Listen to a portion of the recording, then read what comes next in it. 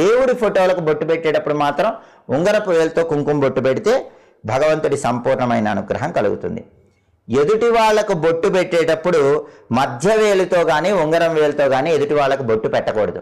అలా మధ్య వేలు ఉంగరపు వేలు ఈ రెండు వేళ్లతో ఎదుటి వాళ్ళకు బొట్టు పెడితే, మధ్య వేలుతో బొట్టు పెట్టినా ఉంగరపు వేలుతో ఎదుటి వాళ్ళకు బొట్టు పెట్టినా వాళ్ళ కర్మ ఫలితాలు మనకు వస్తాయని శాస్త్రాల్లో చెప్పారు. కాబట్టి అలా ఎప్పుడు బొట్టు పెట్టకూడదు. అలాగే ఎప్పుడైనా బొట్టు పెట్టుకున్న వెంటనే ఒక ముహూర్త కాలం పాటు నిద్రపోకూడదు. కుంకుమ బొట్టు పెట్టుకున్నాక ముహూర్త కాలం అంటే 48 నిమిషాలు ఆగి ఆ తర్వాత నిద్రపోవాలి. బొట్టు పెట్టుకునేటప్పుడు పొరపాటున కుంకుమ కింద పడినట్లయితే దుర్గాదేవిని మనస్సులో స్మరించుకోవాలి. దుర్గాదేవిని మనసులో స్మరించుకుంటే పొరపాటున కుంకుమ కింద పడ్డా కూడా ఆ దోషం అనేటటువంటిది తొలగిపోతుంది.